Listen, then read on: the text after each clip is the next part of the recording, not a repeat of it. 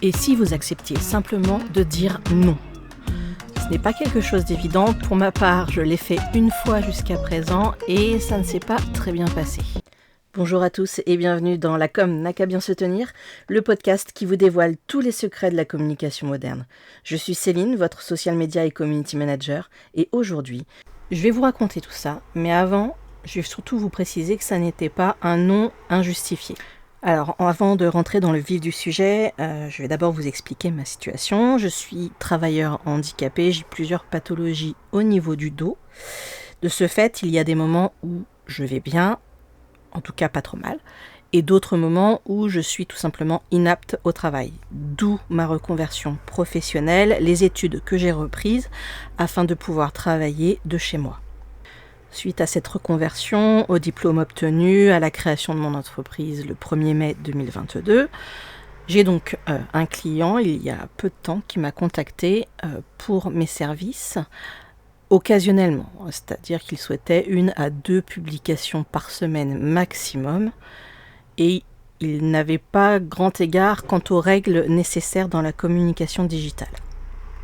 Au téléphone, il me parle donc de ce qu'il a pu avoir sur ses réseaux sociaux concernant ses activités. Je m'empresse donc de consulter ses réseaux sociaux. Il lui fait quelques remarques sur des choses qui ne sont pas autorisées.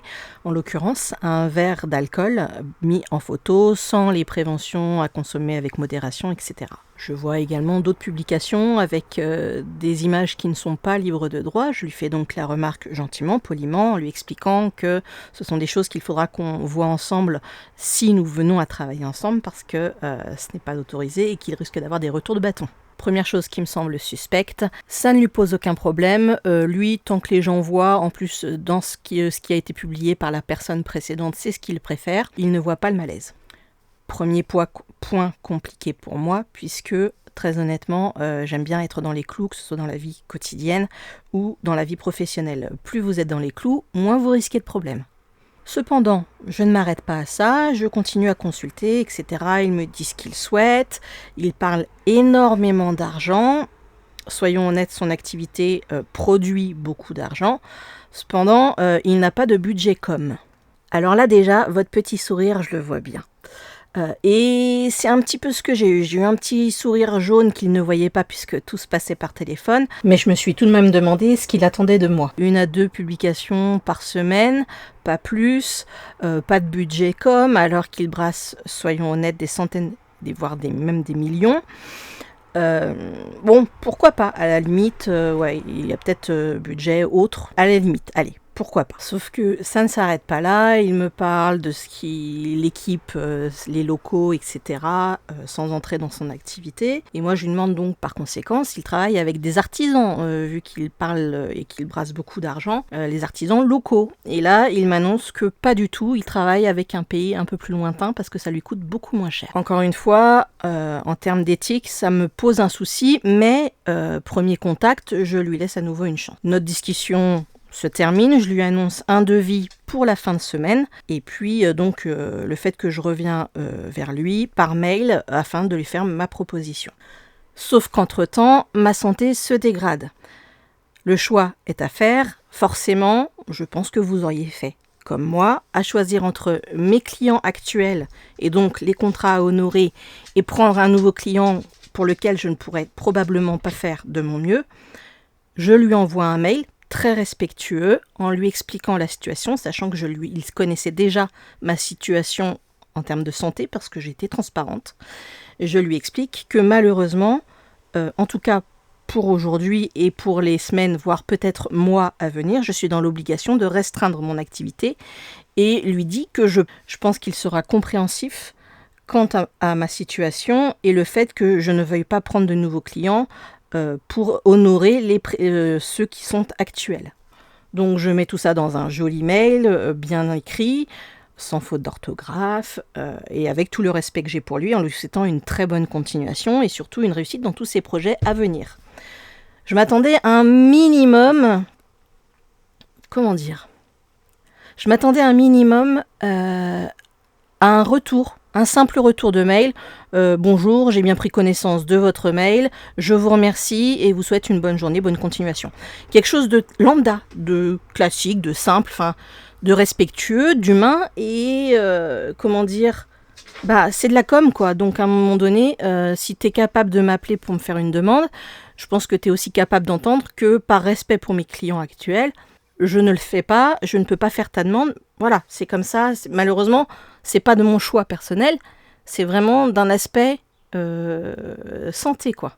Eh bien, à l'heure d'aujourd'hui, et c'était ça il y a quelques mois, je n'ai eu aucune nouvelle de cet homme qui, semble-t-il, se fout de ma santé, mais alors complètement. Alors à la limite, vous me direz, on s'en fout, on s'en bat les... Oui, c'est vrai. Mais est-ce que par respect et contact professionnel, en tant que responsable et gestionnaire d'une activité lucrative, semble-t-il, vous n'auriez pas le respect de renvoyer un simple mail pour dire « Ok, c'est pas grave ». Eh bien ça, il ne l'a pas fait. Et c'est là que je veux en venir. Je lui ai dit non. Alors, dans mon cas, certes, pas par choix, mais je lui ai dit non. Et là, c'est comme si on avait eu un enfant qui voulait une sucette, à qui on a dit non et qui boude.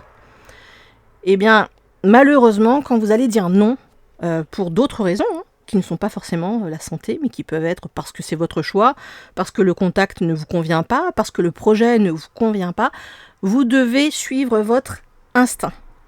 Et en l'occurrence, dans ce cas-là, faites comme bon vous semble. Oui, dire non, on n'aime pas. Non, on n'aime pas forcément en recevoir non plus, mais il y a des situations dans lesquelles on n'a pas le choix. Il faut, quand vous dites non, effectivement, que vous soyez en accord avec vous-même.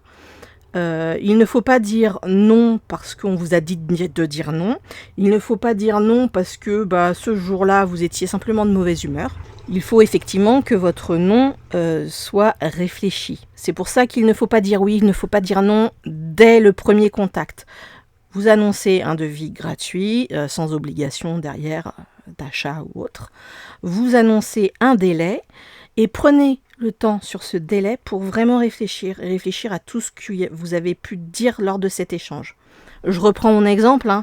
Si je m'étais arrêtée effectivement aux différentes choses, donc le fait qu'ils se foutent totalement de la législation sur les publications, le fait qu'ils brassent des milliers, voire des millions, le fait qu'il ne parle que d'argent, qu'il n'a apparemment pas de budget pour la com, etc., j'y ai pas pensé sur l'instant, mais quand je lui ai envoyé le mail, que j'ai vu que je n'avais pas de réponse, j'ai réfléchi à cette discussion. Et là, je me suis dit, si dès le départ, j'avais pris le temps de réfléchir et lui dire simplement, non, en fait, vos valeurs ne correspondent pas aux miennes, tout en étant respectueuse. Mais si j'avais fait ça, peut-être que j'aurais été un peu moins déçue derrière. Alors, je suis entière, mais je suis très polie. J'ai une éducation qui fait qu'aujourd'hui, moi, quelqu'un qui n'a pas le respect de répondre à un mail, qui ne prend pas le temps, ne serait-ce qu'une ligne, 2 lignes. Et là, je vais parler aussi pour tous les jeunes alternants, parce que j'ai un travail, j'ai une double casquette de formatrice à côté et de coach auprès des jeunes pour trouver leur alternance. Très honnêtement, les entreprises qui ne prennent pas le temps, ne serait-ce qu'un mail d'une ligne pour dire « on est désolé », on n'a pas de place, on est désolé, votre profil ne correspond pas, on est désolé, peu importe. Mais le jeune aujourd'hui, il envoie 100, 200 candidatures pour une alternance, il n'a quasiment pas de réponse. Alors on le sait, c'est pas nouveau. Ce n'est pas nouveau. Je suis d'accord avec vous. Mais aujourd'hui, c'est tellement galère pour un jeune, il trouve l'école, il passe les tests, il réussit les tests, il se dit super, ça le valorise, et derrière, il ne trouve pas pour la rentrée son entreprise. L'association qui forme en alternance avec laquelle je travaille aujourd'hui n'a toujours pas de candidats pour certaines formations parce qu'ils n'ont pas l'entreprise. Et ça n'a pas empêché que nous, on a fait du phoning derrière à fond auprès des secteurs grenoblois, etc. Les entreprises ne répondent pas. Il y en a certaines qui sont limite vulgaires avec vous lorsqu'ils prennent le temps de décrocher. Et voilà. Donc, eux ne disent pas non par mail, c'est un manque de correction. Alors oui, aujourd'hui, deuxième épisode de podcast, boum, je vous mets un gros coup de gueule, soyons honnêtes. Mais parce que Les jeunes demandent à se former, les jeunes demandent à avancer, les jeunes demandent simplement à avoir un projet professionnel qui tienne la route. Ça tient aux personnes qui ont un emploi et qui sont déjà passées par là, qui ont déjà eu dans leur jeunesse des refus ou des manques de retour d'informations, de non-réponse. Punaise, mais ça coûte quoi de se rappeler de ce par quoi nous sommes passés pour aider ces jeunes aujourd'hui à obtenir ce dont ils ont besoin pour devenir, dans les années à venir, des adultes posés et qui, eux, prendront la peine de répondre. Exemple tout simple, hier, j'ai un jeune qui m'a laissé un message sur mon répondeur pour postuler en candidature spontanée auprès de moi.